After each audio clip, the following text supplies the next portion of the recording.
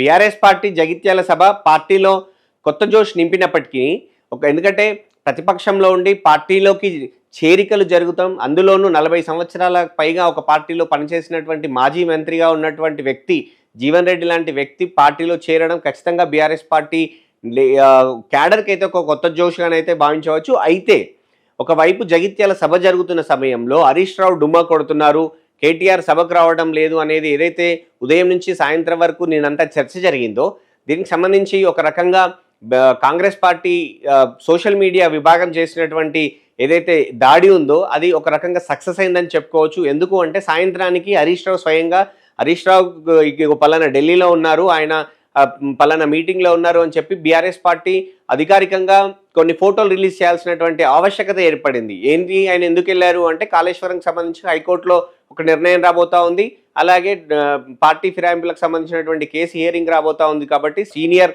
లీడర్గా ఉన్నటువంటి వ్యక్తి కాబట్టి అలాగే వినోద్ కుమార్ను తీసుకొని ఆయన ఢిల్లీ వెళ్ళారు. ఢిల్లీలో సీనియర్ లాయర్ సుందరంతో ఆయన భేటీ అయ్యారని చెప్పి వాళ్ళందరూ కలిసి మీటింగ్లో ఉన్నటువంటి ఒక ఫోటోను రిలీజ్ చేశారు.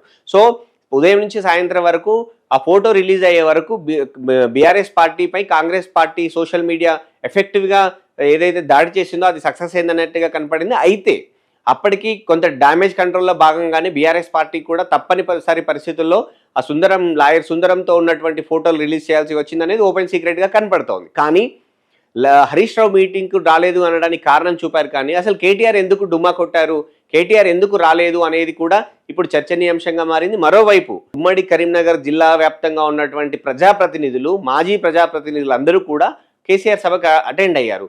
జగిత్యాల్లో కూడా ఎంపీ స్థానం పేరుకు నిజామాబాద్లో ఉన్నప్పటికీ ఉమ్మడి కరీంనగర్లో భాగంగానే జగిత్యాలను కూడా చూస్తారు.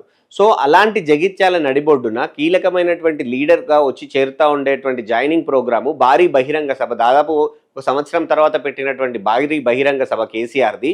ఇలాంటి కీలకమైనటువంటి సభలో పార్టీ వర్కింగ్ ప్రెసిడెంట్గా ఉన్నటువంటి కేటీఆర్ ఎందుకు కనపడలేదు అనేది అయితే చర్చ ఇంకా కొనసాగుతూ ఉంది.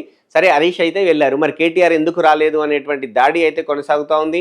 దీనికి బీఆర్ఎస్ పార్టీ నుంచి ఎలాంటి సమాధానం వస్తుందో చూడాలి. మొత్తంగా అయితే బీఆర్ఎస్ పార్టీ నుంచి కీలక లీడర్గా ఉన్నటువంటి హరీష్ రావు ఢిల్లీ బీజేపీతో ములాఖత్ అయ్యేందుకు వెళ్ళారని కొంతమంది, బీజేపీతో దోస్తానీ అంటే బీజేపీ బీఆర్ఎస్కి మధ్య పొత్తు కోసం మాట్లాడేందుకు వెళ్ళారని కొందరు, లేదు చీలిక ఏర్పడబోతా ఉంది, అసంతృప్తితోటే హరీష్ రావు ఢిల్లీ వెళ్ళారు బీజేపీ పెద్దల్ని కలవడానికి అని కొంతమంది, ఇట్లా రకరకాలుగా చేసినటువంటి ప్రచారం తర్వాత ఫోటో రిలీజ్ చేయడం తర్వాత కొంత బీఆర్ఎస్ పార్టీ క్యాడర్లో కొంత ఊపిరి పీల్చుకున్నట్టుగా అయింది. కానీ కేటీఆర్ ఎందుకు రాలేదనేటువంటి చర్చ మాత్రం ఇంకా కొనసాగుతూనే ఉంది.